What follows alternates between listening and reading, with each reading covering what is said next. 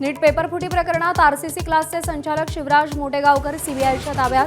अनेक तासांच्या चौकशीनंतर मोटेगावकर ताब्यात।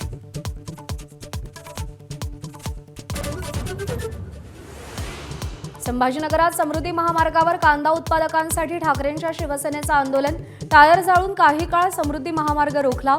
अंबादास दानवेंना पोलिसांनी ताब्यात घेतलं। गाडी अडवण्याचा कार्यकर्त्यांचा प्रयत्न।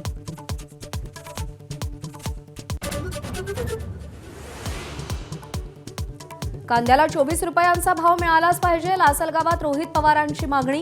बाजार समितीत आंदोलन। 8 दिवसात घोषणा न झाल्यास दिल्लीला जाणारा रस्ता अडवण्याचा इशारा। चांदीच्या आयातीवर निर्बंध लादल्यानं प्रति किलो 7,000 रुपयांनी वाढ। आज चांदी प्रति किलो 2,70,000 रुपयांवर। सोन्याच्या दरांमध्ये मात्र आज बदल नाही।